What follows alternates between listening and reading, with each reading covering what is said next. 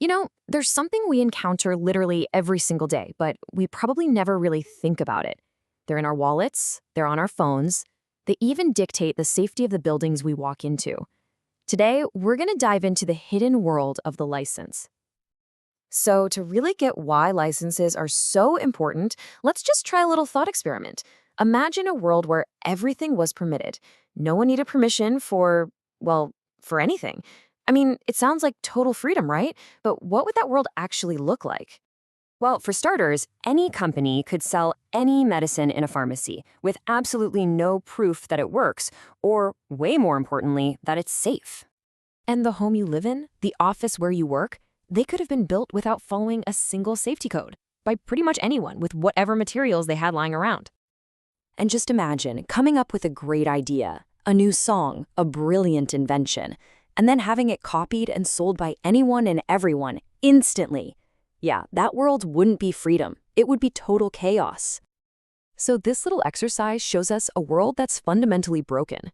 It's a world without permission, one that has no system to manage risk, ensure quality, or protect creators. And that is the exact problem the license was invented to solve.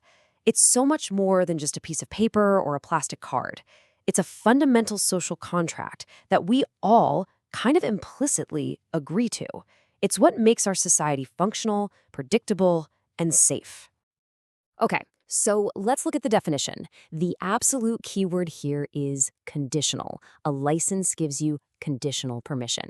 It empowers you to do something, drive a car, practice medicine, but it also lays out the terms. It's this fascinating push and pull. It's a grant of freedom and a tool of control, all at the same time.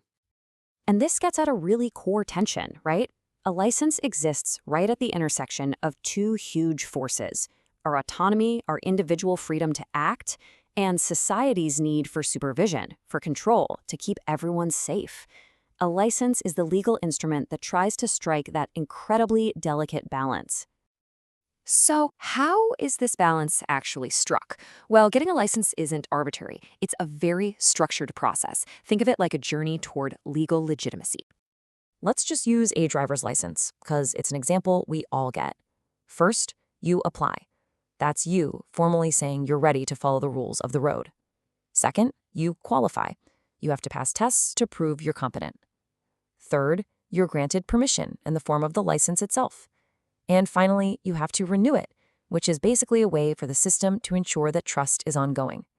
This four-step dance turns your intention into a legitimate, regulated action. Now, this fundamental idea of conditional permission, it has so many different faces. It's a tool for creating order and control that honestly shapes almost every single aspect of our modern lives. For example, let's take the world of ideas, intellectual property. Here, licenses aren't governing physical actions.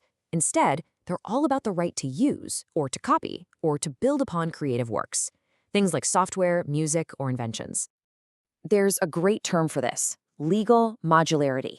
Basically, think of ownership as one big, solid block. A license lets the owner break that block up into smaller, negotiable permissions, almost like Lego bricks. You can give someone the right to use your invention in just one country, or let someone else use your song in their movie, all without giving away the whole creation. And these little permissions, they come in two main flavors. You've got a non-exclusive license, which is all about shared use. Think of a software app that's licensed to millions of people at once. Then you have an exclusive license. This is about concentrated privilege, like when one single publisher gets the sole right to print an author's book. It's really the difference between shared access for all and a monopoly for one. And man, the list just goes on. A business license connects the freedom to make money with civic responsibility. An occupational license for a doctor is there to protect public safety. A zoning permit literally shapes the cities we live in. Even a hunting license is all about balancing what one person can use with what the community needs to sustain. Altogether, they form this invisible architecture that holds our society together.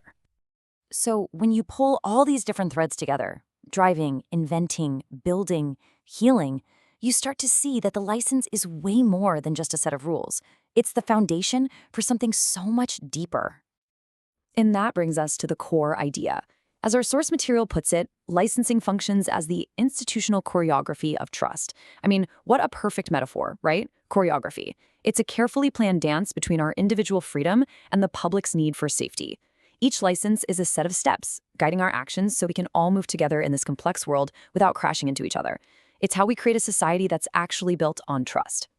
So, the next time you download a piece of software, or visit a doctor, or just drive to the store, take a second and try to see the intricate dance happening all around you. These licenses aren't just documents, they are the carefully choreographed steps that allow our complex world to function. Which leaves us with one final thought. What are the unseen licenses that choreograph your world?